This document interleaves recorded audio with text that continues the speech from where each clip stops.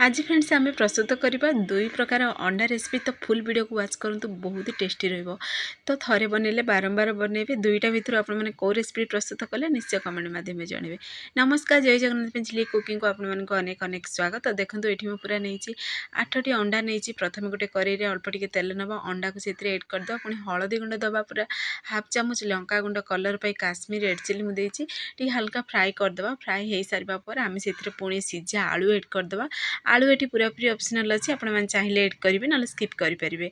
तो देखो आमर पूरा भाजी हो सारा अंडा आलू साइड रखीदे। गोटे डेक्ची नवा, डेक्ची आम अल्प टे रिफाइन तेल एड करवा। तेल गरम हो सारा पर आम से गोटा मसला एड करवा।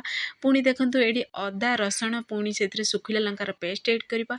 पियाज ब्राउन कलर कर मुझे पेस्ट बनई पियाज पेस्ट एड करवा। हाफ गिना दही एड करवा।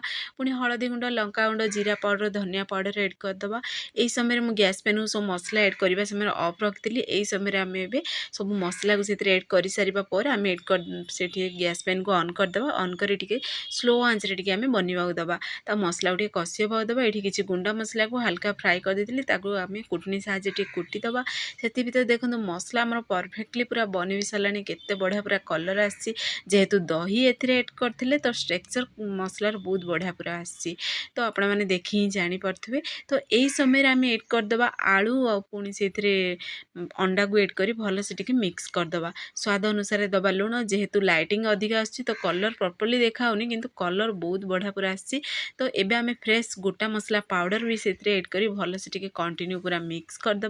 पुणी आम ढक्कन को बंद कर आम कषि होगा दबा। ढक्कन को बाहर करदे। तो देखो केते बढ़िया पूरा कलर आसी आ बहुत बढ़िया कषि भी हो सारा अंडा आलू। तो ये आम से गरम पानी एड करवा। जी आपण मैंने ग्रेवी रखा चाहूँगी बा झोल रखा चाहूँगी से अनुसार से गरम पानी एड कर पुणी थे 5 मिनट पर्यंत स्लो आंच रे बनवा दे। 5 मिनट पर पुणी थे आम टे फ्लेवर बढ़ावाई बोली अल्प टे गोटा मसला पाउडर पुणी कस्तूरी मेथी को क्रश कर एड करदे। फाइनाली प्रस्तुत हो सारा आमर अंडा रेसिपी। तो केते यूनिक स्टाइल बनी पूरा फटाफट घर बेसिक सामग्री रे पूरा रेस्टोरेंट ढाबा स्टाइल खाଇବା आपण मैंने पूरा इजिली घरे बनई पारे। तो फाइनाली आम अंडा रेसिपी प्रस्तुत हो सारी। तो आपण मैंने घरे आपको निश्चय ट्राए करूँ। देखो गोटे प्लेट को भी बाहर कर देखई दूसरी केते बढ़िया पूरा कलर आसी। स्मेल तो बहुत बढ़िया आसी। टेस्ट तो पूरा गजब प्रकार टेस्ट थिला। तो आपण मैंने घरे आपको निश्चय ट्राए करूँ।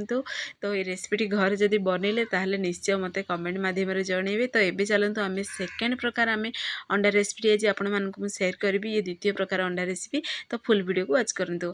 तो प्रथम किसी अंडा नवा से हलदी पुणा लंकार सब गोली दबा। गोली की साइड रखीदबा। पुणी गोटे कड़े नवा से आम अल्प टे रिफाइन तेल एड करवा। तेल को एड कर लम्बा लम्बा पीसेस रे कटिंग होता पियाज टे ब्राउन कलर है पर्यंत भाजीदबा। तो भाजी हो सारा पर ये देखो मुझे अल्प टे काजू, अदा, रसुण, टमाट नहीं तो ताकू भी आम भाजी होगा दबा। तो देखो ये प्रोसेस रे भाजीदेवे। भाजी हो सारा पर गोटे प्लेट को बाहर कर हल्का आम ठंडा करदबा। से ही कड़े ही आम अंडा को एड कर देगी से अंडा को भाजीदबा। तो देखो आम जो भाजिकी रखी पियाज, टमाटो, अदा, रसुण गोटे फाइन पेस्ट प्रस्तुत कर साइड रखीदबा। तो ये गोटे बड़ पेन नवा जो आम पेस्ट बनई मसलार से पेस्ट को से एड करदे। यही समय गैस पेन को ऑफ रखिए।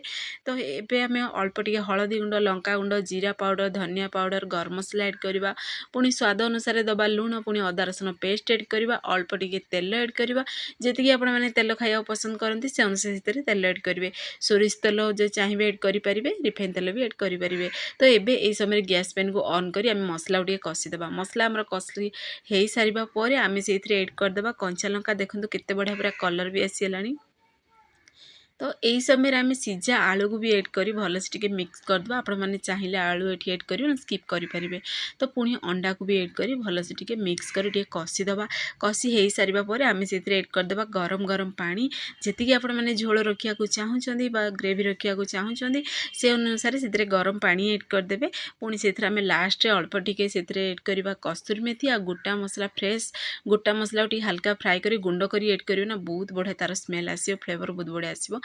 एबे टिके आमे ढक्कन को बंद करी 5 मिनट पर्यंत टिके आमे रेस्ट में रखिया। 5 मिनट पर आपण मानू बाहर करी देखौची गोटे प्लेट को। देखंतु केते बढ़िया पूरा ग्रेवी रो टेक्सचर आपण माने देखि जानि परथिबे। झोल भी बहुत बढ़िया बनिथिला। तो आपण माने घरे आको निश्चय ट्राई करतु। जदि वीडियो दुईटा जगह भितर आपण माने को वीडियो पसंद आसिला निश्चय कमेंट में